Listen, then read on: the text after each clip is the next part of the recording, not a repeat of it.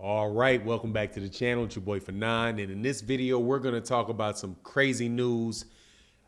Keith Thurman is now in position to be Errol Spence Jr.'s WBC mandatory challenger, and that is even though he wasn't even in the rankings before this fight with Mario Barrios was made. Let's talk about that and what it means for fighters like Jaron, Ennis, and Virgil Ortiz in this video.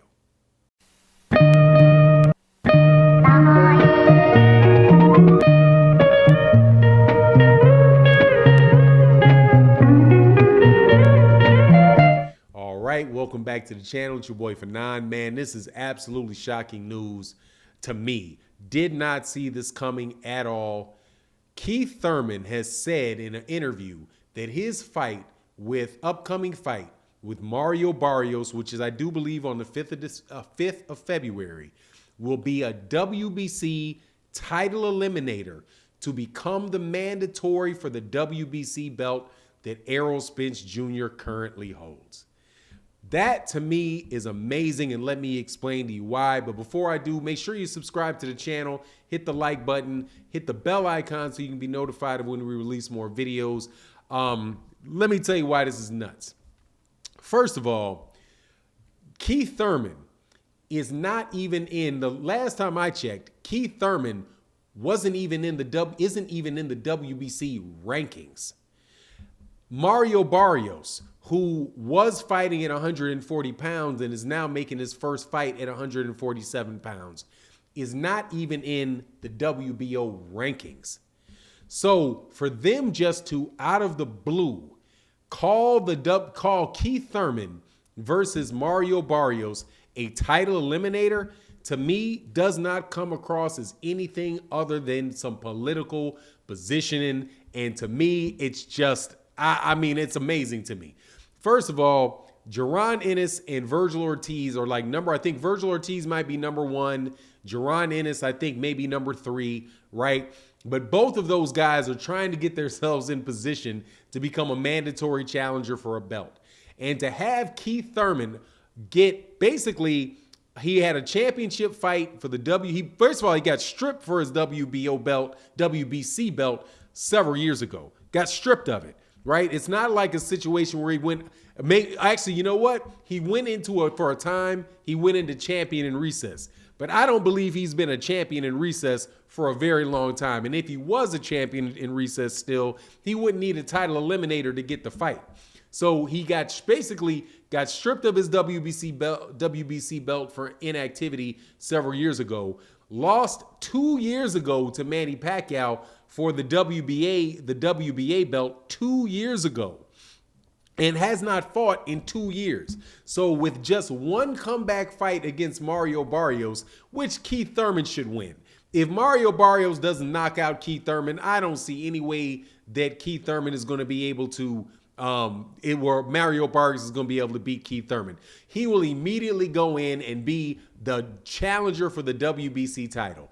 That to me seems like a little bit of positioning with the PBC to try to make a championship fight between Errol Spence Jr. and Keith Thurman, an in-house fight that would get mandated on Errol Spence Jr. by the WBC if he wants to keep his belt, right? Now, as far as the timing of the WBC mandatory, really, seeing as he has not fought, Errol Spence Jr. has not fought in a year, the WBC can order the mandatory at any time because he's supposed to defend his belt one time a year. So Errol Spence can most definitely be ordered right away to fight Keith Thurman, right? And if you recall, Keith Thurman at a point in time, I do believe, had back-to-back mandatories ordered on him for Sean Porter and for Danny Garcia at a point in time. So the WBC will most definitely work with the PBC to keep those fights in line, man. Now, it's going to be interesting to see what Errol Spence Jr.'s take is going to be on it, because Errol Spence Jr. said that he would never fight Keith Thurman. But I have to assume that what he meant was he would never voluntarily fight Keith Thurman, and that he would not go out of his way to drop his belt to avoid a fight with Keith Thurman, right? So I think that this number, it affects Errol Spence Jr. in that regard because, number one, the mandatory can be put on him very quickly. Also, the PBC, at least according to Tim Smith, doesn't seem to be too interested in a fight with Terence Crawford. But it also kind of messes over Terence Crawford because Terence Crawford, one of the people that Terence Crawford said that he wanted to fight was Keith Thurman, right? But now if Keith Thurman is going to be the mandatory for Errol Spence Jr. in the WBC and the WBA, more than likely Keith Thurman is going to go the route of trying to get the Errol Spence Jr. fight and not fight Terence Crawford, which cuts off another avenue for Terence Crawford. So, I mean, the whole circumstance just really comes across to me like it's just a funny circumstance. Not saying that, Keith Thurman isn't the type of fighter that has the ability to get back to the championship level, but for him to get back to the championship level so quickly and for them to choose that fight to be the title eliminator, that honestly seems like something that Keith Thurman's, maybe his manager, maybe his advisor is trying to set up, right? So to get Keith Thurman another championship shot. Now, obviously, if Keith Thurman becomes the mandatory, that would be after Errol Spence Jr. fights Yordenis Ugas, because that's the next fight that Errol Spence Jr. has coming up in April. So it wouldn't stand in the way of that fight, but it very well could come by the end of the year.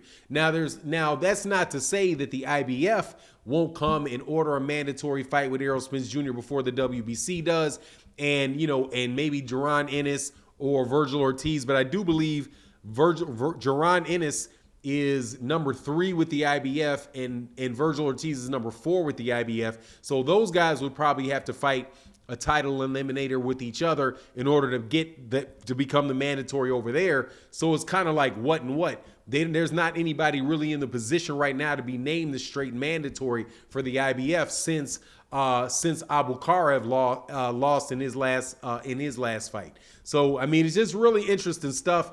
I don't really think it's going to make a difference to Errol Spence Jr. other than it's another big money fight that the PBC can make on a pay-per-view.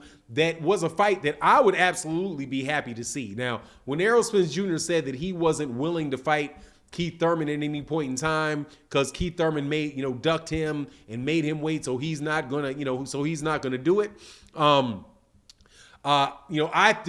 I thought that Errol Spence Jr. should let bygones be bygones and fight Keith Thurman regardless, because that's just a fight that I want to see, man. I would hope that Errol Spence Jr. would say, all right, man, let me go ahead and beat this dude up because he avoided the fight and going about doing that. But, obviously some things have to pan out in order for these things to be, to take place.